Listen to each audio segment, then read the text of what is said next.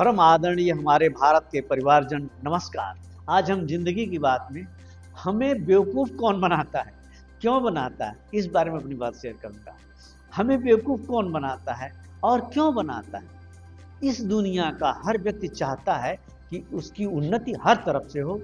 हर व्यक्ति जानता है कि आर्थिक, सामाजिक और राजनीतिक उन्नति के बिना संसार में उसका कोई वजूद नहीं है। यही उसकी पहचान है और वजूद भी यही है। इसी की लालच में वह धोखा पे धोखा खाता है और समय समय पर वह लोगों के द्वारा बेवकूफ़ भी बनाया जाता है। हर समाज में कुछ लोग ऐसे होते हैं जो जादूगर, मदारी और झूठों के सरताज होते हैं, जो प्रतिक्षण समय, काल, परिस्थितियों के हिसाब से झूठ बोलते रहते हैं, जिनकी आदत में ही शुमार होता है। वे लोग पब्लिक को चिंता में डालकर, उनको बेवकूफ़ बनाकर, अपना उल्लू सीधा करके अपना बड़े से बड़ा स्वार्थ सिद्ध कर लेते हैं। सच पूछिए तो लोगों को उल्लू बनाना उनका एक तरह का शकल हो गया है। सच पूछिए तो यह सब उनका आर्थिक, सामाजिक, राजनीतिक स्वार्थ होता है। जब लोग उनकी मीठी मीठी बातों में फंसकर बेवकूफ़ बन जाते हैं। वास्तव में बेवकूफ़ बनने का जिम्मेदार कौन है? इसका जिम्मेदार स्वयं नासमझ इंसान ही है।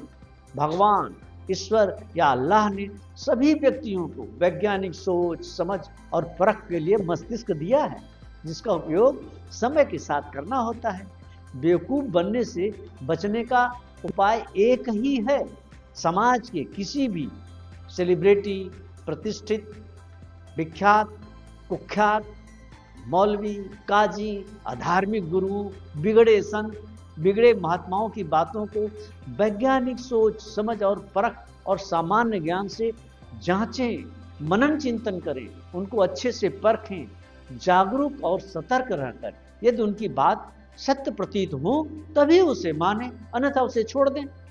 आजकल बहुत सारे उपदेशक तथा कथित तिलस्मी बाबाओं की अर्ध सत्य कहानियां, दुस्साहसी जादूगर, मायावी, मदारी, समाज के विध्वंसक, झूठे सपनों को बेचने वाले, झूठे बातों के किरदार निभाने वाले लोग कुकर मुत्तों की तरह समाज में अपनी अपनी दुकान खोले हैं और समाज के भोले भाले लोगों को बेवकूफ़ बनाते हैं। उनकी कई बातें सच्चाई से कोसों दूर होती हैं। ऐसे लोगों की किसी भी बात को मानने से पहले उसे अच्छी तरह से सोचें, समझें और परखें, तभी उसको असल जिंदगी में अमल करें। भगवान बुद्ध ने अपनी सभा में सब लोगों से कहा कि किसी चीज़ को इसलिए मत मानो कि ये सदियों से परंपराओं में चली आ रही है। उन्होंने अपने लिए भी कहा कि मैं भी जो कुछ कहता हूँ उस पर भी विश्वास तब करना जब वह सही लगे, जांच और परख में खरा उतरे। यह भी ध्यान रखना कि वह तार्किक हो, आधुनिक परिवेश से मेल खाता हो और विज्ञान द्वारा सिद्ध किया गया हो। जब यह सब हो जाए तो सोचो कि क्या इससे मेरे समाज और मानवता का विकास और अन्य प्राणियों का हित संभव है। किसी चीज को मानने से पहले उसको बुद्धि, तर्क और अनुभव की कसौटी पर परखें। यदि आपको अच्छा, उचित, न्याय संगत, वैज्ञानिक दृष्टिकोण से सही और सबके लिए हितकारी लगे तभी मानो, नहीं तो मत मानो।